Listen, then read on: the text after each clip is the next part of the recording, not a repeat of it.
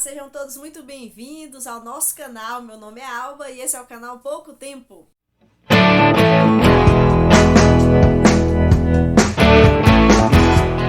Vocês sabem, ou talvez já desconfiaram aí, que eu sou uma pessoa que gosto muito do grande rei Salomão. Por que eu gosto de Salomão? Porque ele foi o homem mais sábio que pisou na terra. É claro, né? Ele perdeu ali para Jesus, mas antes de Jesus vir ao mundo, ele era o homem mais sábio que existiu na terra. E o seu reinado foi extraordinário. Seu reinado foi grandioso, foi lindo e ele foi uma pessoa assim incrível. Infelizmente, o final de sua vida teve algumas coisas, né? Ruins, não há bom sem defeito, né? Como eu falei num vídeo aí que eu postei esses dias. Mas ele foi um cara assim fantástico. E eu gosto muito da história dele. E aí, no livro de 1 Reis, capítulo 3, vai falar sobre começa a história, a narrativa a respeito desse grande rei, filho do outro grande rei, que era Davi. Davi fez um reinado incrível, estabeleceu um reinado em todo Israel, todas as tribos de Israel estavam juntas nesse reinado.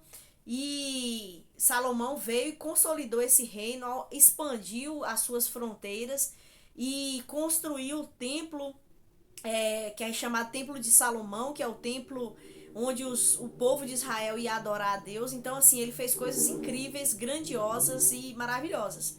E no capítulo 3 fala sobre o início do reinado de Salomão. E fala que Salomão, ele amava a Deus, seguindo os preceitos de seu pai Davi. E aí isso me chamou já muita atenção e por isso até que eu tô fazendo esse vídeo, porque o amor a Deus, ele deve ser demonstrado com atitudes. Não adianta a gente apenas dizer que ama a Deus e não ter atitudes que demonstrem isso.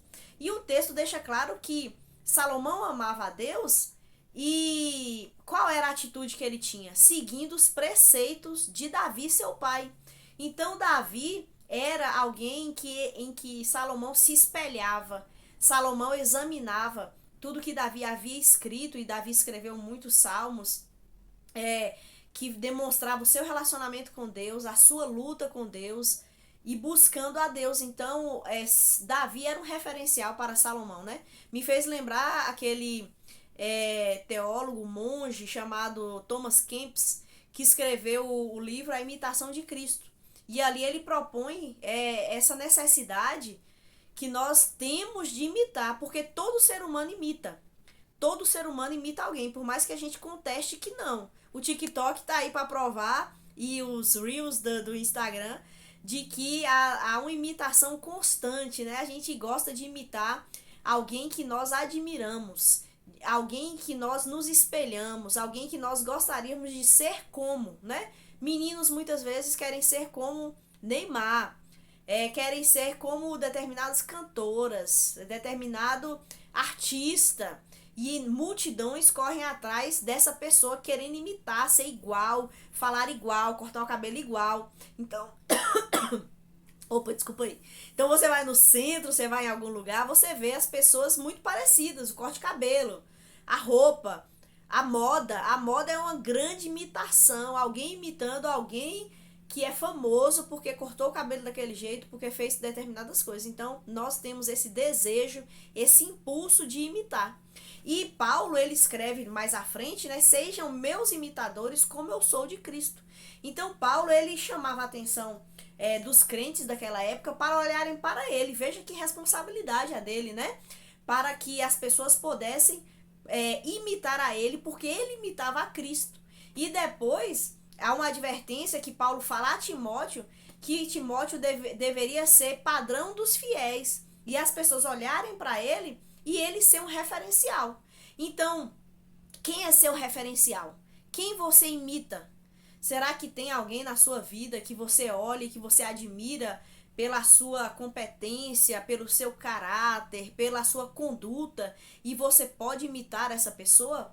Em última análise, em instância, nós devemos buscar imitar a Cristo, sem dúvida nenhuma, lendo a sua palavra, conhecendo a Ele, buscando a Ele. Mas diante das pessoas que você conhece, quem você pode imitar? E nós precisamos ter alguns referenciais. Na minha mente, né, vem muito um homem que eu conheci no seminário chamado Senhor Alfredo, um homem já bem vivido, com muitas experiências, e ele se tornou um referencial para mim, assim, de admiração, de respeito e de imitação, uma pessoa que demonstrava muito o caráter de Cristo. Então nós precisamos imitar. E Salomão, ele imitava a seu pai Davi, né? Ele tinha esse referencial. E aí no texto, um pouquinho mais para frente, Deus então se apresenta a Salomão em sonho e diz para Salomão: Salomão, o que você quer, eu vou te dar. Me peça qualquer coisa que eu vou te dar. Imagine se isso acontecesse com você. Deus aparecesse para você hoje, agora, e dissesse para você: olha, o que você quiser, me peça aí que eu vou te dar. O que você pediria para Deus, né? E aí Salomão, de uma forma extremamente humilde, e assim, todo líder precisa ter essa característica muito forte no seu coração, que é a humildade. E Salomão fala assim, ó: agora, ó Senhor, meu Deus, tu me fizeste reinar em lugar do meu pai, Davi, mas sou como uma criança pequena que não sabe o que fazer. Salomão, ele identifica a sua limitação. E ele diz com muita humildade que ele é como uma criança pequena que não sabe o que fazer. E aí ele se apresenta diante de Deus com essa dificuldade e falando para Deus que ele precisa, olha só o que ele fala, né? Dá teu servo, olha só o que ele pede, um coração compreensivo para que eu possa governar bem o teu povo e saber a diferença entre o que é certo e o que é errado. Interessante, diferente de Adão e Eva, que escolheram comer do fruto porque o diabo disse para eles que eles seriam sabedores do bem e do mal, do certo e do errado. E Salomão, ele diz: não, eu não posso conhecer o que é certo e o que é errado a partir do que o diabo me diz, a partir do que a ciência me diz, a partir do que a minha razão me diz, a partir do que o iluminismo me diz, né? Nós somos fruto do iluminismo, que diz que o ser humano, ele precisa da educação para ser restaurado, de que ele precisa da sua racionalidade para dizer o que é certo e o que é errado. Mas Salomão mostra para nós que a sabedoria está em reconhecermos a nossa limitação e dizermos para Deus: Deus, me ensina o que é certo e o que é errado. Eu preciso do Senhor porque eu sou como uma criança indefesa que não sabe o que é certo, que não sabe o que é errado, que não sabe viver. Eu preciso do Senhor. E a Bíblia diz que Deus se agrada extremamente com a humildade de Salomão.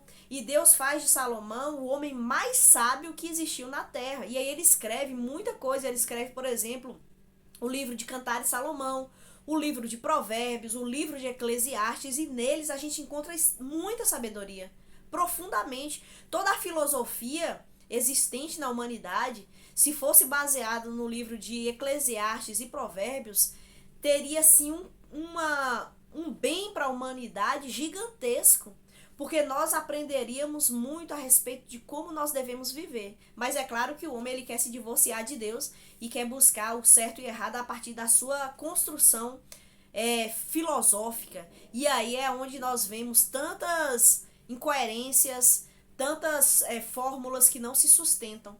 Mas Salomão nos ensina demais que um líder, ele precisa ser humilde e reconhecer a sua limitação. De que um líder precisa ter alguém que ele imite, alguém que seja seu referencial, alguém que ele olhe e que ele veja Cristo na vida daquela pessoa e que ele siga o exemplo dessa pessoa e o exemplo de Cristo, claro, né? Sem dúvida nenhuma.